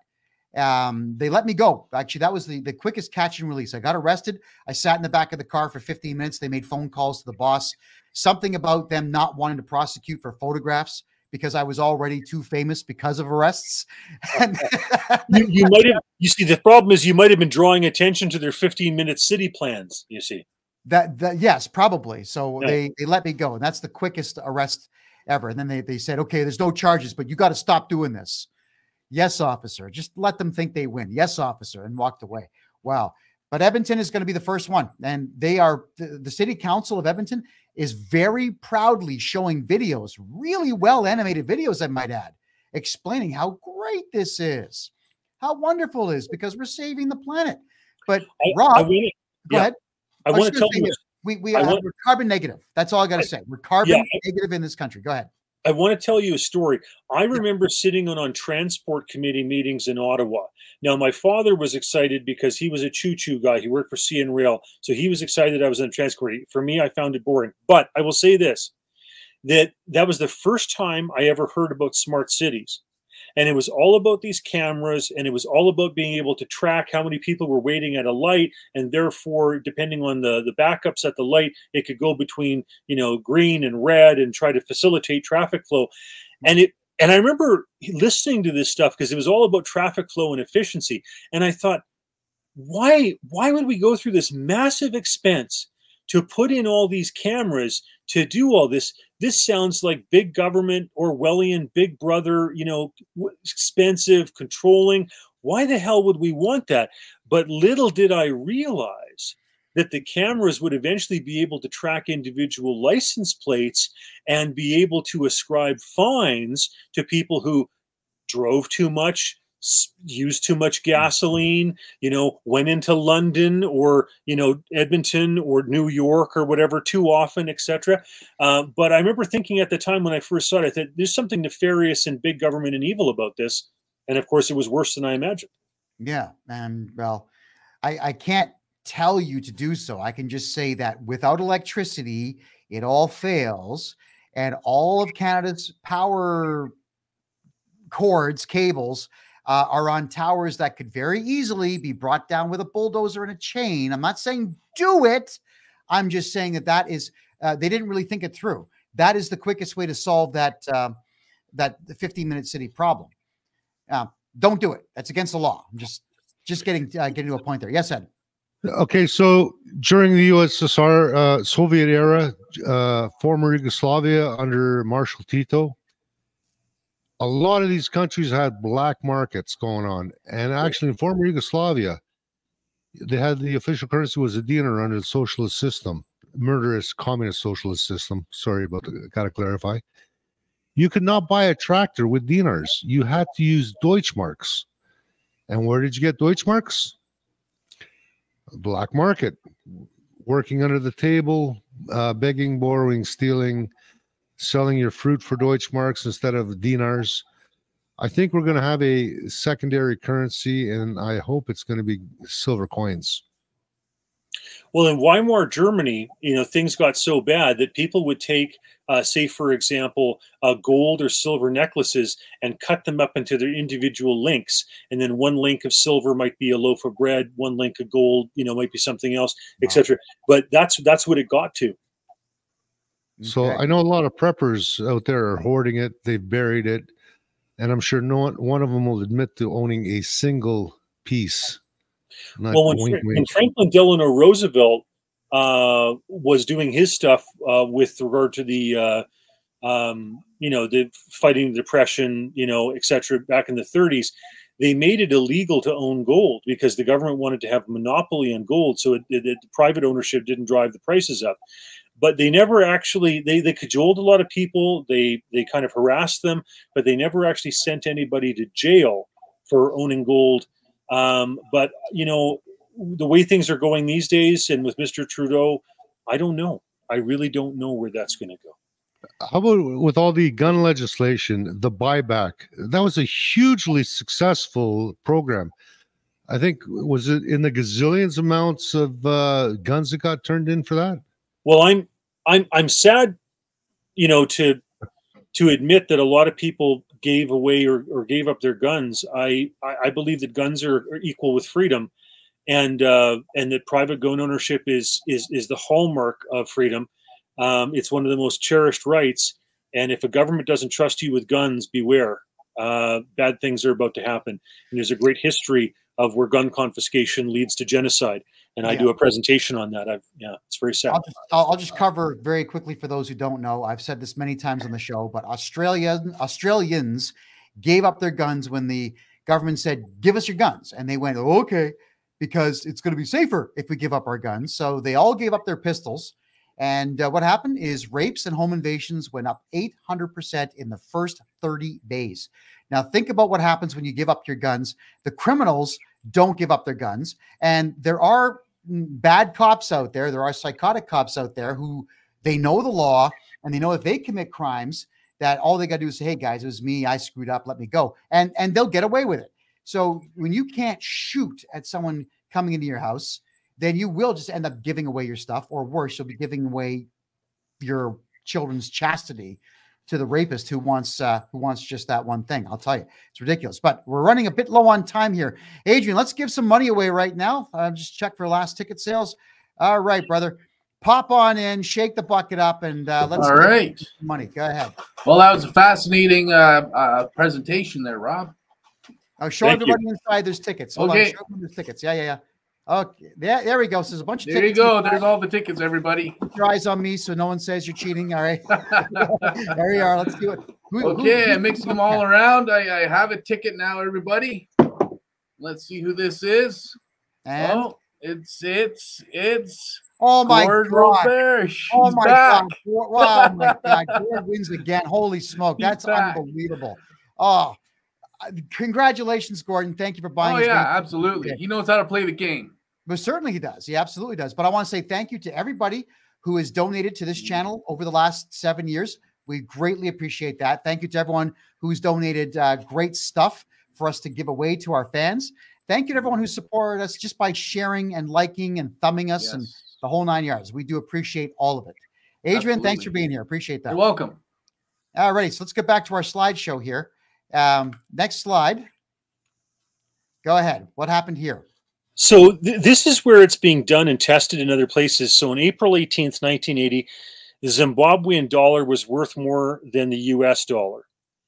And subsequent, in 99, 2009, there was a drop in food production, inability to obtain loans, manufacturing fell, year after year after year, excessive money creation, government violence to stifle political opposition, mining declined, banks restricted the ability to withdraw currency. That happens in almost all these situations.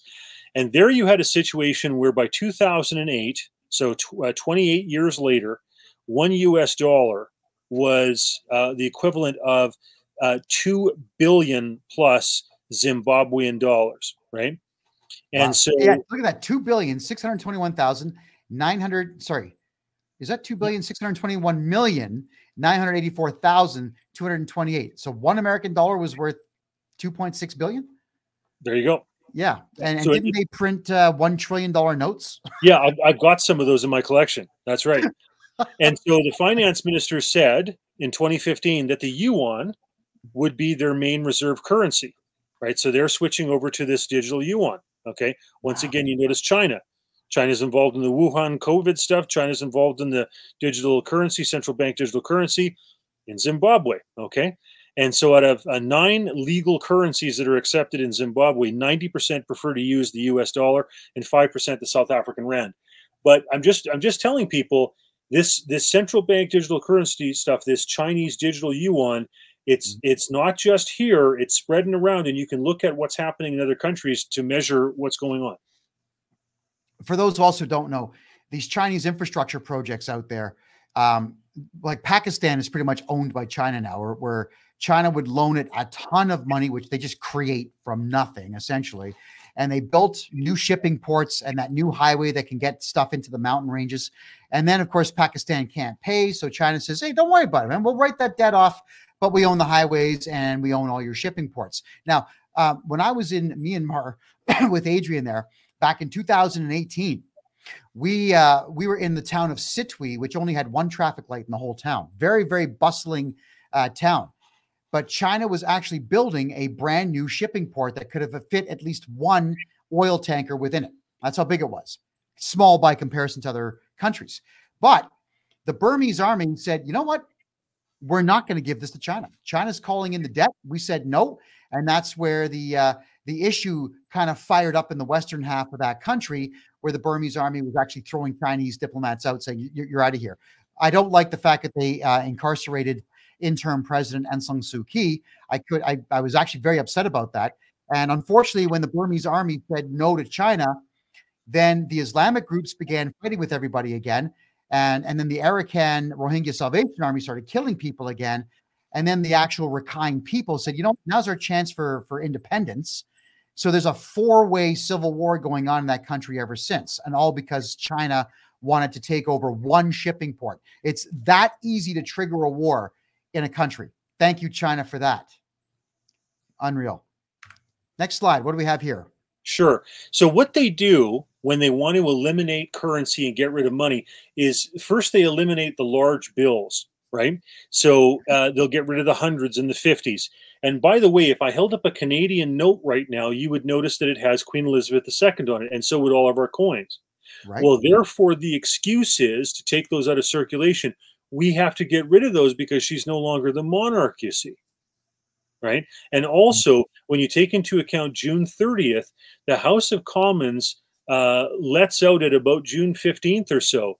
So once they've gone for the summer, that means that Trudeau would have all of July, all of August, and most of September to go ahead and wreak his havoc on the banking system with central bank digital currency. Some of the other things they do, they restrict account access. They claim there's a currency shortage, right? And then, usually in these countries, for example, like Nigeria, okay, was once again following in these Chinese footsteps, like Zimbabwe, okay, with the digital currency, and riots result, okay. You see there a picture with them taking all these small bills in wheelbarrows because all the large bills have been taken out of circulation. That's money in the wheelbarrows? That is money in wheelbarrows, yes. And that's okay. So Canada, we used to have the $1,000 bill. They were called pinkies. Now, the Canadian government took them out of circulation because they said it was too easy to sell drugs or whatnot with them. That's a lie, isn't it? Why'd they really take them out? Well, they can claim that that's the reason, and that it sounds like a plausible reason, just like it sounds plausible to say we're going to take the $20 bills and the coins out of circulation because they got the Queen on them and she's not the monarch anymore. It's Charles. But whenever you're doing this, you're taking currency out of circulation. And of course, what they want to replace it with, their plan, is central bank digital currency. And like I said, you can see it in Zimbabwe. You can see it in Nigeria. You can see what they're doing in China with the social credit system. In Canada, they don't call it social credit. They call it ESG, environmental social governance. So if you are too big a carbon footprint for them, right, then you can have all these things happen, which means they can evaporate your money. They can press an end to it with a press of a button. They can say it expires in 6 months. You have to invest in an electric vehicle or some other such scheme they want you to do. Watch out, folks. It's happening in other countries and they want to bring it here. Yeah, and they'll get away with it too, I'm sure. All right, next. What do we have here? Well, so in El Salvador, what they've done is they said they're going to go with Bitcoin. Now, Bitcoin is better than having a central bank digital currency because it's something different. It's not a central bank. But, with central bank digital currency, it's having all of those things that Bitcoin has, but now controlled by a central bank. So, for example, like if I use my card with the Alberta Treasury branch and I go and buy gasoline or fuel, ATB knows that I bought gasoline and fuel, but they don't have to relate that to the government of Canada. But if we're in central bank digital currency, everything that I do becomes knowledge instantaneously of the Bank of Canada. So if I buy ammunition, if I buy fuel, if I buy condoms, if a woman goes and buys a pregnancy test, all that stuff, once cash is gone, is all traceable, trackable by the central bank. And it's going to kill simple cash exchanges. Of course. Well, yeah, I mean, yard sales, garage sales, it's going to kill that. So everyone's going to get stuck with a whole bunch of stuff that they don't need anymore. Yeah. And they can't even sell it because there's no way to tap for it. Right? Yeah, that's right. Alexa with Rebel Media did an expose, a segment about that, where when a homeless person, for example, is begging for change to buy a coffee or whatever type of thing, you don't have that to give them, right? What happens to the people that don't normally have bank accounts? The homeless, for example, what do? Yeah. Well, the other one, Rob, is that, in Calgary, I was living there for almost 3 years. There was a couple of nights we went out and we spoke to the homeless. We interviewed a lot of them just to get a sense of the city. And then we also spoke to a lot of the prostitutes out there, and none of them have bank accounts. They don't have Coho cards. They don't have Tangerine accounts. They have no way to get paid for their services aside from cash. So that industry is going to dry up. And there's a problem with that. Some of these people, and I feel horrible for the ones that have to do this for a living. I really do. But they're not going to make any money anymore. How do they make money with no skills? That's all they know. The other thing is going to be that every single time a society has removed prostitution from its society, rapes skyrocket because prostitutes keep the perverts, the crazies at bay. It's a bad move. It's a very, very bad move. I'll also say this, like, I'm not going to justify prostitution, but I will say this, that if you understand the history of incest, a huge proportion of women who are engaged in either pornography or prostitution have been the victims of sexual assault and incest with a step family member or a family member or what have you. And so you have to understand that in their mind, having sex with a stranger for money is better than having sex with a relative for free. And I know that is a profound and ugly thought, but that is the reality of how this, psychologically works sometimes. And there'll be many profound consequences with a central bank digital currency. Many of which we haven't even addressed or thought of yet. Correct. All right, next slide. So what's going on here? Well, this just goes to show that central bank digital currency, I mean, obviously the Chinese benefit from this. Obviously, control freak governments benefit from this. Any dictator who wants to be able to set a fixed exchange rate with other countries so that their money doesn't flood out because their citizens don't trust them benefits from this. And this Klaus Schwab character, this World Economic Forum, I think we've all learned a great deal about some of these characters in the last few years since COVID reared its head. I have books in my library that were printed in 2002 about the coming reset in 2030. So some of these characters have been plotting some of this stuff for decades. And Klaus Schwab, his book, The Fourth Industrial Revolution, he talks at length about the fact that they do want to destroy everything in order to get this one world currency and one world government into play. And he's even the one that says, and this was mind-numbing when I read his actual documentation on this. He said that we need to have white people either disappear or be bred out of existence because they're the ones most likely to rebel. Whereas he was talking about Asians are the most likely to do what they're told. So, wow. You ever wonder why, like, white people are what, 9% of the world now? This guy's been at this for quite some time. This man is a maniac. Yeah, there's a lot of these guys who I think a lot of us didn't take them at face value because we thought they were cranks, they were off on a pet issue, etc. But when you realize what's transpired with the world over the last few years and what some of the plans, what the documented things they've said that they want to implement are still pending, it's absolutely frightening.